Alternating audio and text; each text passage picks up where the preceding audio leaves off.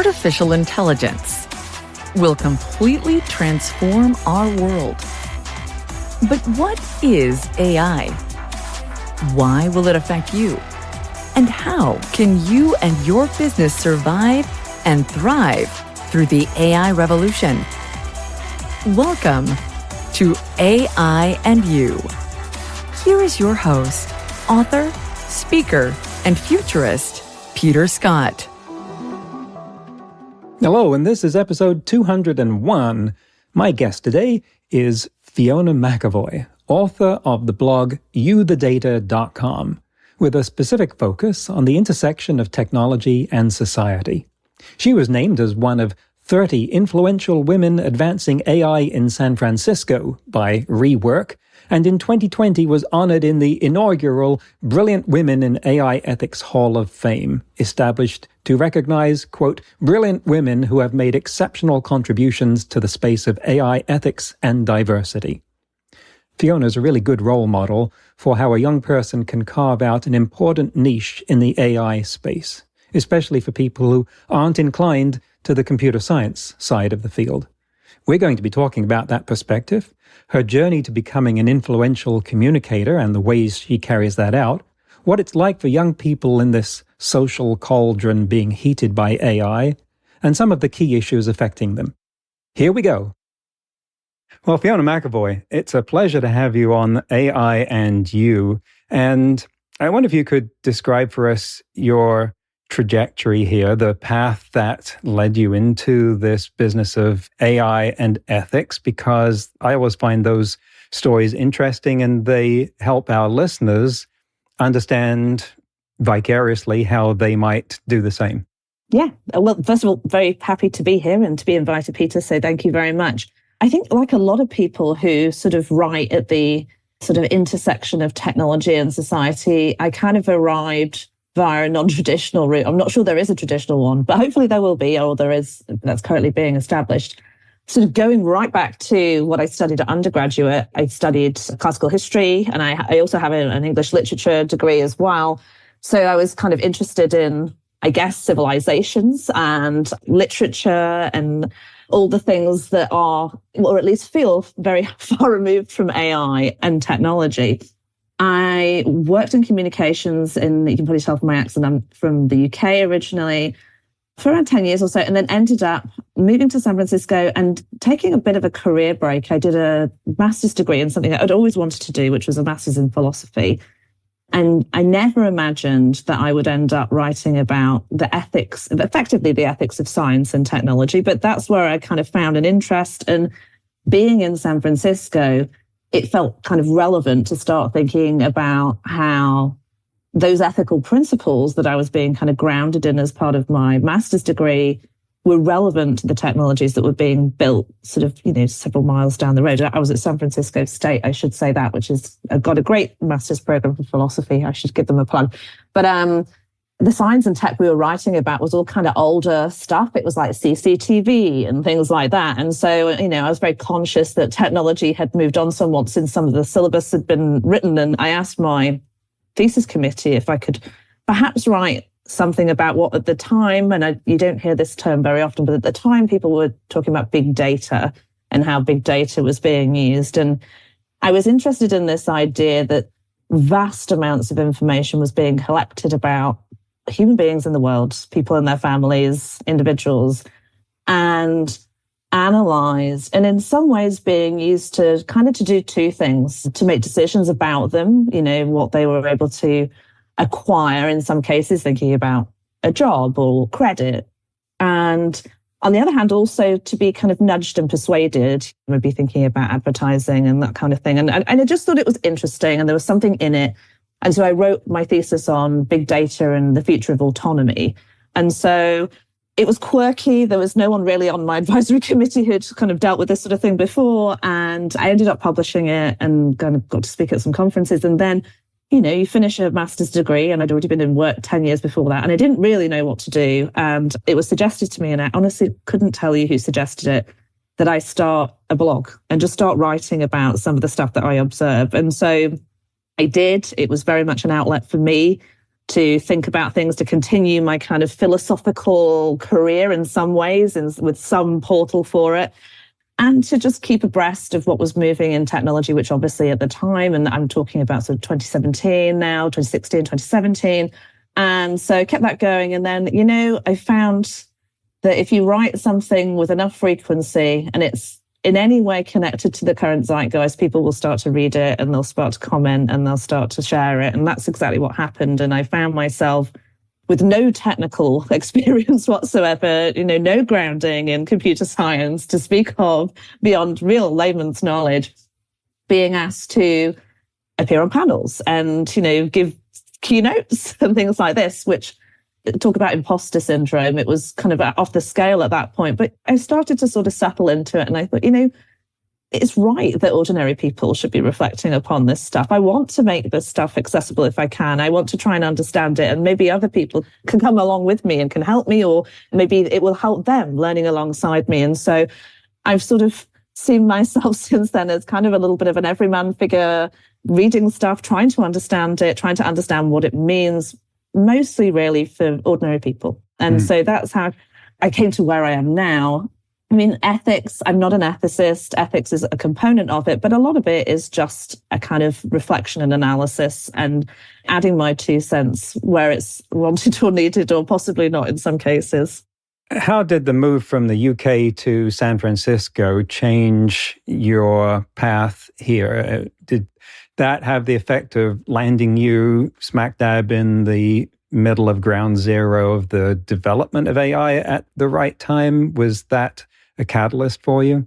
Yeah, I think that's absolutely right. It was a sort of convergence of, I was moving, it was the right time for me to do something else, which is why I went and took that kind of career break and did this 2 years doing a master's degree.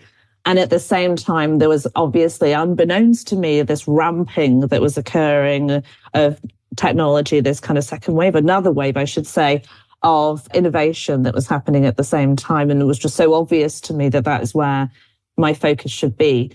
And I guess I kind of brought to it my job, my last job in the UK.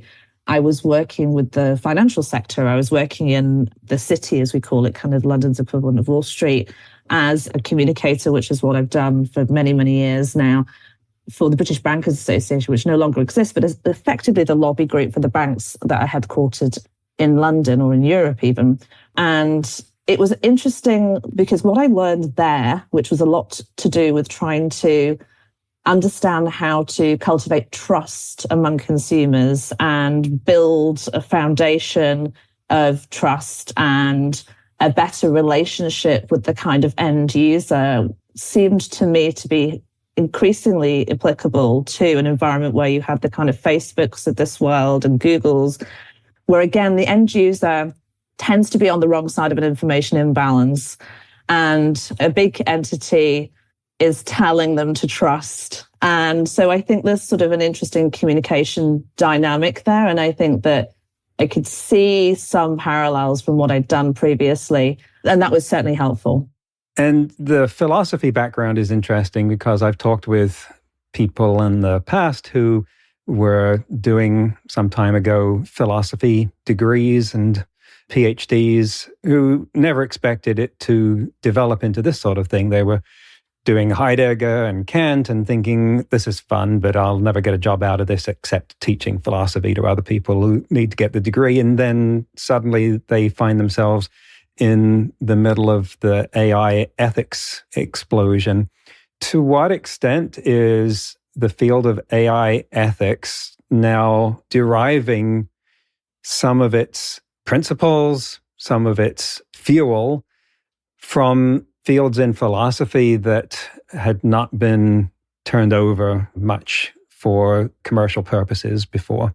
Yeah, I think hugely is the answer to that. And it's a really interesting dynamic. I mean, there is precedent, right? Like there are medical ethics is a prominent field and you kind of see it there, but it's incredible how quickly it's grown. And I was the same, by the way. The reason I went to do this sabbatical was I'd been studying in the UK. I was at Durham University and I was studying classical history and I ended up studying Aristotle and Plato, and I loved it, and I never forgot about it. But and it was always kind of a hunch in the back. I fancy going back and studying a bit more. So my absolute reason for going back was to sort of get more into the classics, to learn more about these sort of ancient philosophers, and ended up doing something that superficially is extremely different to that.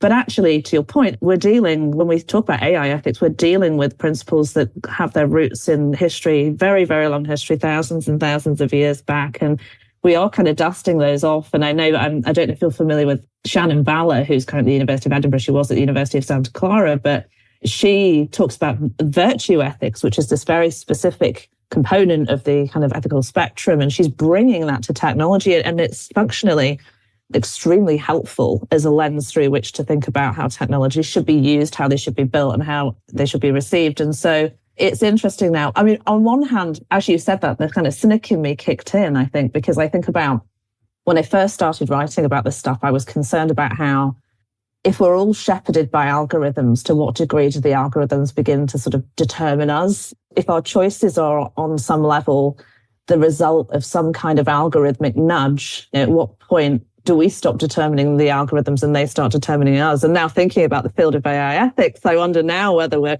there is a whole field of ethics and a whole bunch of people that are now dancing to the tune of the Silicon Valley drum because they want, they see careers there, and I don't blame them for that. But I wonder to what degree it's now shaping a whole generation of ethicists, and whether there's something in that actually, just as a thought as I'm having live. Wow, you just went right to free will and determinism. I did, right? Yeah. I mean, that is fascinating, again, because when we have things like recommender algorithms changing people's psychology, then it certainly does intersect with that.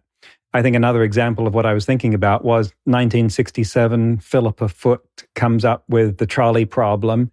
No way is she thinking about autonomous vehicles. She's just thinking about how can we gain insights into people's value systems. And now people are all like, how do we embed this in code in a self-driving car? Yeah.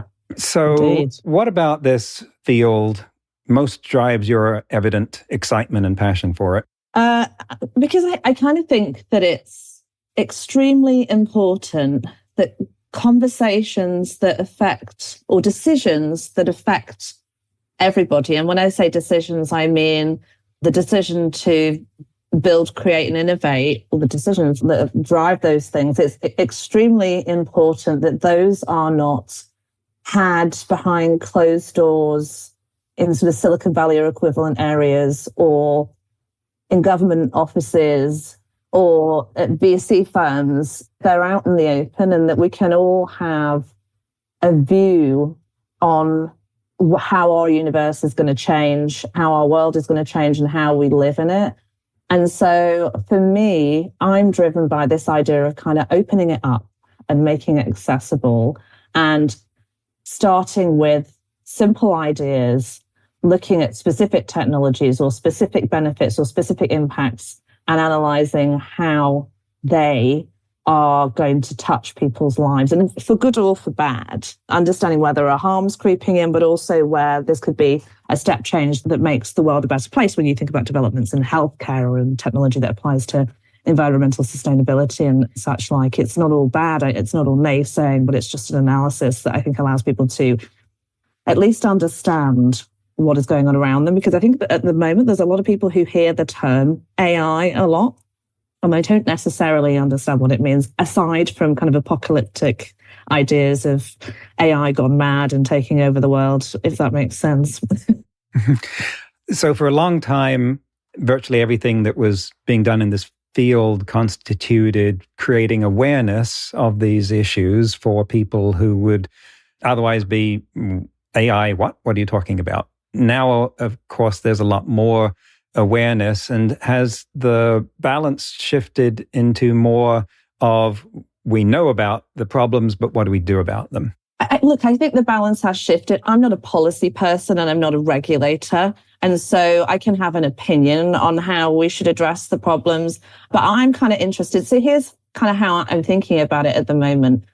When we leave formal education, we come out with like a whole bunch of stuff that we've learned, right? And I'm thinking when we kind of graduate high school, that kind of age, and you know what a glacier is, and you can do a quadratic equation, and you might know some of the history of the country that you were raised in.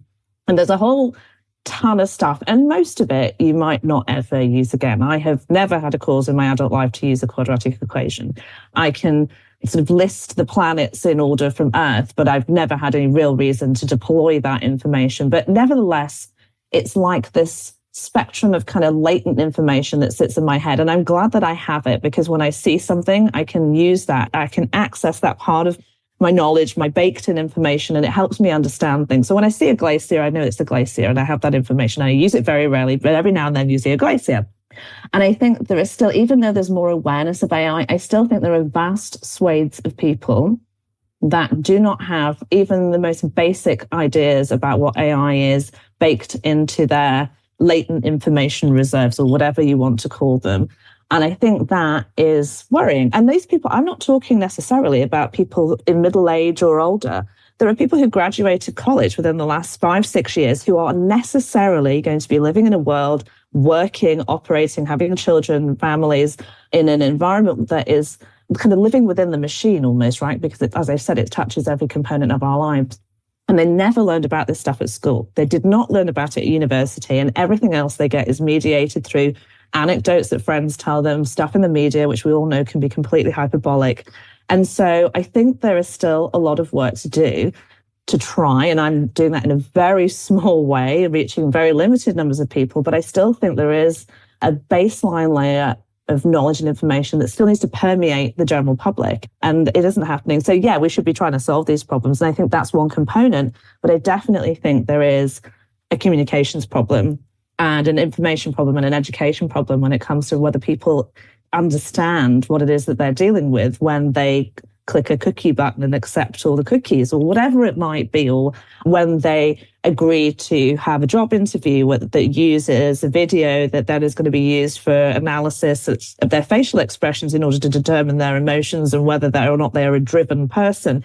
People don't realize that this is going on, and they might not care, and that's fine too. But I think just having that information available out there and easily accessible is kind of important. What's the constituency or demographic that you feel has the most at stake here, and why? Yeah, it's kind of easy to say young people, so that's where I'll start, because usually those are the guys that have the most at stake in any given generation.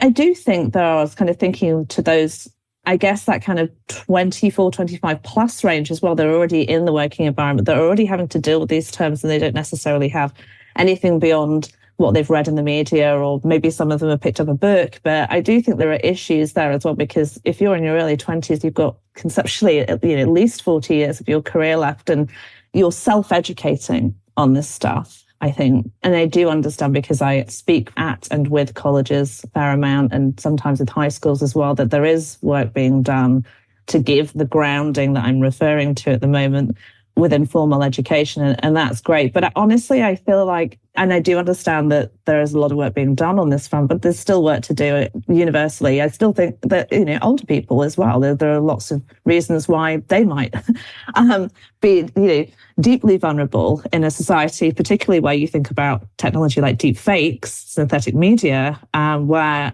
they're quite literally, for the first time, the same as all of us, but with certain vulnerabilities, inhabiting a world where you quite literally cannot believe your eyes. And that is a change up for the human condition. It reminds me of the paradox that I've observed in my own interactions with people of all stripes, is that the younger ones have the more at stake, but paradoxically, it's the older ones that have the more anxiety. Yeah, I think that's absolutely right. And speaking of young people, we were talking about you having some plans for writing a book before we started recording. You want to say something about where that might go, what that might cover? Yeah, absolutely. So when you've written however many it is, 80 odd blogs, you sort of start to think that you've got a book there anyway, which I can tell you in no uncertain terms that you do not.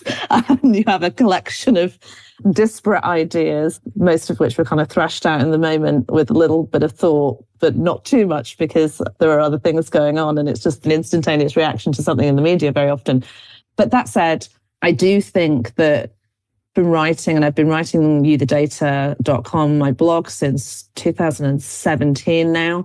And it kind of has very naturally settled into a few different categories, where the reason I look at these categories is because I think that there's cause for concern there. For whatever good might come, there are reasons for hesitation. So, like surveillance is one of the big ones, synthetic media, as I've mentioned before, nudge, kind of algorithmic nudge, as somebody termed it, and various other kind of categories that affect the human condition. And so the idea really was to pull them together in a way that lays a groundwork that might be useful to younger people. And younger people, because I think that they're important, but also, in terms of, as you say, like who's got the most at stake, but also because my natural writing style, I like to try and be a little bit funny and sassy, and I try as much as possible to write in a way that isn't in the total abstract, as I think often these things are. And so, as I say, I'd like to play a role in helping create something that introduces these ideas in a funny, helpful, irreverent way, but at the same time, drawing very clear parallels with certain parts of history and trying to emphasize where the individual might have at least reason to pause or kind of read the small print. What's it like trying to help young people, that demographic, when they are at ground zero of so many conflicts? You've got social media trying to influence their decisions, change their psychology. You've got generative AI coming into the mix, and schools going, don't use this thing because we don't know how to assess you. You might be cheating. And they're going, well, if I can use this to write the answer anyway, why are you training me to do something that a computer can already do? And a lot of these issues being worked out live in real time with them as the experimental subjects. Yeah, I think that's an extremely good question. And there are so many forces playing down. I mean, I was kind of lucky enough. I taught for a couple of semesters at SF State. And one thing I learned, and they were kind of undergrads, is young people are a lot smarter than you maybe think they are when you haven't been around them for a while. And some of the observations that were coming at me were extremely erudite. And I think making points similar to the one that you've made, that there are lots of contradictions going on and a lot of conflict at the heart of their existence right now. I think for me, I mean, I'm often, and sort of hopefully for good reason, put in the kind of AI ethics bucket. But for me, one of the reasons I sometimes resist it is that AI ethics is quite prescriptive. Very often, as recipients of other people's AI ethics, we are subject to quite forceful prescriptions of what is right and what is wrong. And I don't want to do that. I don't want to be telling people what is right and what is wrong. I don't want to be enforcing an ethical framework upon anyone, any demographic or anything else. For me, I think it's about forearming young people with the right questions and not necessarily having all of the answers. So that's my approach, is to say, rather than saying, for example, all government surveillance that involves facial recognition is bad, the question is, like, is it always bad? Is the system in China that, is that oppressive? It is, then why is it? Like, why do we understand that constant surveillance to be something that is a negative, and kind of unpacking those ideas of privacy so people can make their own decisions about whether these things are permissible or not. And I think, honestly, in writing something, and it is difficult at a point, as you say, with generative AI kind of really being upon us now, I'm very conscious that I'd like to write something that lasts, and it's very difficult in an extremely fast-moving environment. But I think the only way to do that is to introduce questions rather than try to be smart about answers. Exactly. I couldn't agree more. What do you find are some of the most powerful questions that you ask them to ask?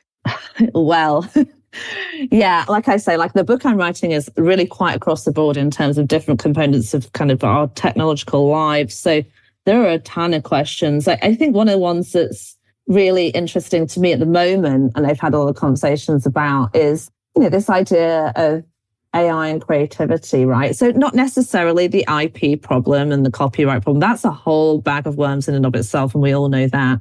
But can AI be creative? Is it okay if we outsource large components of creativity in film and in music and art to a system, to an unthinking system? Or is there something baked into the notion of creativity that requires human consciousness in order to make it valid? I mean, I like questions like that, not least because they're philosophical and it takes me to those ideas, but also because I think they're important and there's no right answer explicitly. But I think in having those conversations, we can start to at least determine things that we don't like. And then that's where I would hand off to those that have stronger ideas on how to regulate, how to contain, and how to police this kind of stuff. So in essence, it sounds like you're training them to create the next generation of AI ethical frameworks.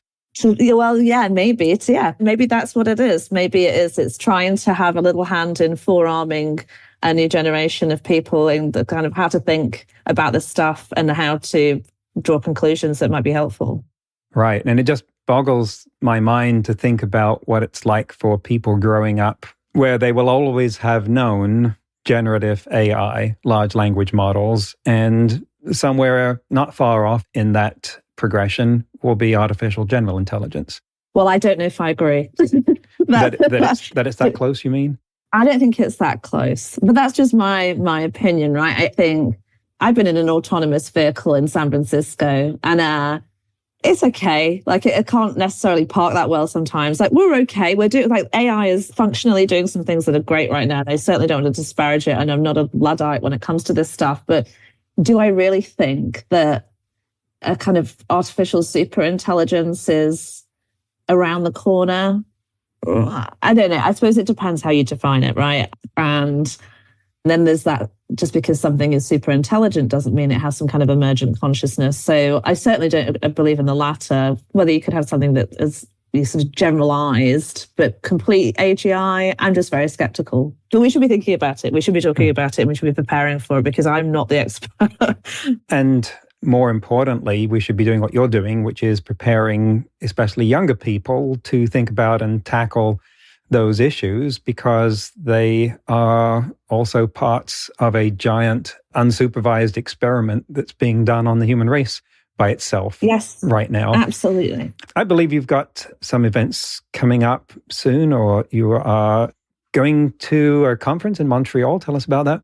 Yeah, I do. I am very fortunate. This is maybe my third or fourth year chairing the World Summit AI Americas, which is in Montreal. There is another one which people might be familiar with in Amsterdam, which is the European one. But the one in Montreal is a phenomenal event. We'll have Joshua Bengio, I believe, is going to be there, and a few others I should know, but I don't. So check out the website. But it's an incredible couple of days where we hear use cases. And at the moment, that's really interesting because generative AI use cases, and that's really the hot topic. But also, there is a lot dedicated to responsible AI, AI for good as well, which is often the two are conflated, but they are separate.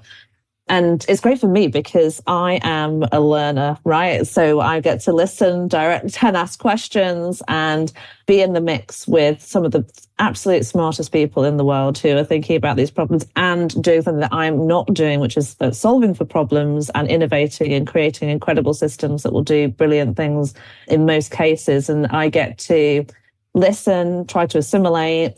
And then obviously I try to write afterwards and kind of express my understanding of what's going on right now. What are the hot issues? What are the hot buttons? So yeah, it's great. And I'm always honored to be involved. When you're at an event like that, which has got a large number of technologists, people who are driving the AI engine at the moment, designing it, what is your relationship with that role? How do you see the jigsaw puzzle of how you fit into what they're doing? Yeah, that's a really good question. It's definitely changed.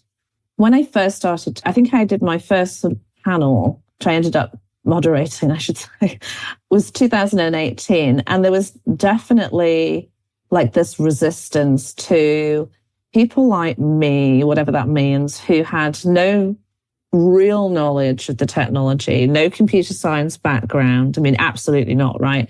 And like we didn't know what we were criticizing, we were criticizing, it was worries about algorithms and what they were being used for, and it turns out, I think, that there was good reason to be worried about those things.